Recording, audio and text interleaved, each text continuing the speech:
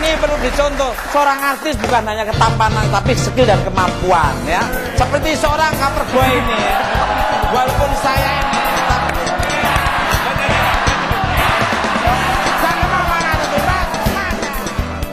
lagi ini mesti makan waktu lama. Mesti kalau saya disinetronkan tuh bisa 3 triliun episode. Ya kan? Perjalanan kita kan perjalanan basic yang sangat spektakuler, artinya ya nggak punya tampang-tampang ganteng, tampang cakep, tapi untuk menuju proses seperti ini makan waktu sangat lama. Membuat orang percaya itu memakan waktu sangat lama sekali. Sudah juara aja kadang-kadang mereka nggak percaya. Sudah juara aja di Jakarta juga orang nggak percaya. Jadi harus mulai proses perjuangan, apalagi televisi waktu itu masih satu kan, TVRI. Untuk mereka percaya aja kan, tahu sendiri zaman dulu kan orang-orangnya sangat dites. Akhirnya lama, akhirnya tahu. Intinya gini, singkatnya ya. Tahun 95 saya kenal Radio SK, 97 saya kenal Joshua Diobobo, 98 mulai kenal Sri Mulat, terus akhirnya tahun 2000 Klutuk Glamor, terus masuk ke yang lain, komedi Metropolitan. Akhirnya tahun 2002 itu tadi Empat Mata ini teman-teman senior. Pendapat Mas Tukul dan teman-teman gimana? Ternyata fans Empat Mata tuh nggak cuma di Indonesia, tapi ternyata juga ada yang di luar negeri kayak di Melbourne nih. Betul.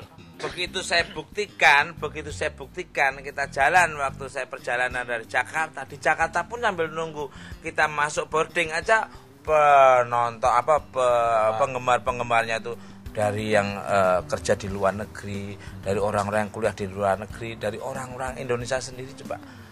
Banyak, terus sampai perjalanan ke turun di Denpasar tahu sendiri. Pak Tukul, Empat Mata. Itu bukan orang Indonesia loh, bule-bulenya juga ya. Bule-bulenya juga. Sampai ada orang bule yang punya pacar orang Indonesia sampai suruh nelpon loh. Tolong dong, itu seperti itu sampai sekarang ini, sampai ketemu ada orang kaya di Sydney juga ketemu itu tadi. Malah saya dikasih uang dolar loh. Tahu-tahu kok dikasih uang nggak tahu ya. Begitu saya tanya, oh itu orang kaya di Sydney. Wow, suruh datang. Lah saya bilang, saya kan ada schedule untuk siaran langsung.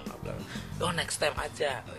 Selain di Australia, negara mana lagi nih yang udah masuk ke kunjungan? Saya banyak ya, pernah saya di Jerman, di Belanda, terus di Belgia, Tokyo, Jepang itu, terus RRC, Singapura, Korea. Ya ini saya tunggu ya. Saya tunggu untuk dari pihak-pihak kedutaan lainnya yang untuk mengundang Empat Mata. Kami siap ya, siap datang. Enggak banyak-banyak, 6 orang cukup sama kru kamera main. Kreatifnya. sama nggak? Mesti gitu. Nur di Depok. Enggak, namanya Nurdin sama. Hah? Oke, Nur. Jelek. Dari dulu jelek. Nih, Oke. Gimana nih Mas Tukul membagi waktu dengan keluarga? Keluarga mendukung penuh? Kalau keluarga saya sudah paham ya risikonya punya kepala rumah tangga cover boy, punya ayah cover boy, kesibukan saya catwalk di mancanegara, di luar negeri, mereka udah paham. Tapi begitu ada satu timing yang pas untuk kita wisata atau piknik sama keluarga, ya saya siap. Malah saya tawarkan, mau kemana kau? Keluarga saya juga begitu. Kalau keluarganya Mas Tukul begitu, kalau dia cover boy, keluarga saya juga tahu, sadar kalau saya ini playboy. Jadi playboy.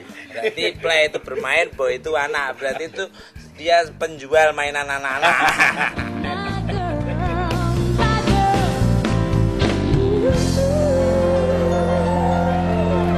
Seperti anak sendiri, jadi tidak ada namanya berdiri gini kok ada pikiran-pikiran apa. Betul nggak? Kabar baik.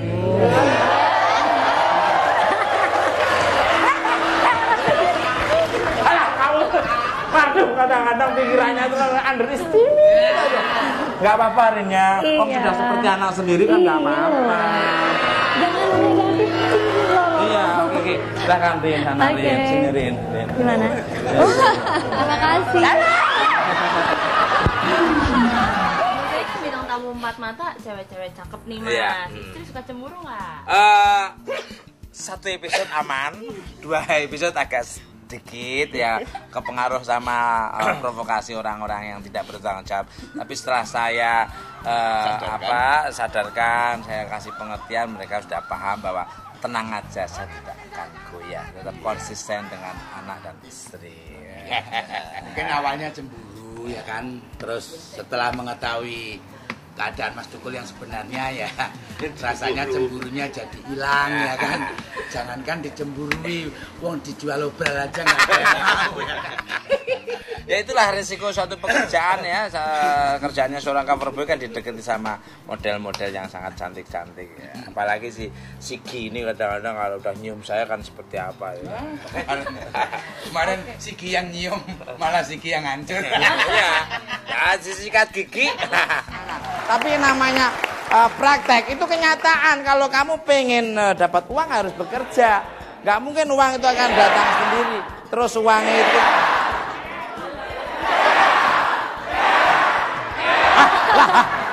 Untuk pemirsa maupun di Indonesia maupun di Melbourne, untuk menjadi orang sukses itu pertama harus on time, disiplin waktu, tanggung jawab dengan pekerjaan, keluarkan apa yang kamu punyai, jangan ragu-ragu, jangan tanggung-tanggung. Kalau kita tinggal disertai dengan kesenangan, kita disertai dengan senyum ya, kita nanti akan capek sendiri ya. Kita harus senyum, harus smiling, harus maksimal, harus apa yang kita punyai dalam diri kita harus kita keluarkan semua.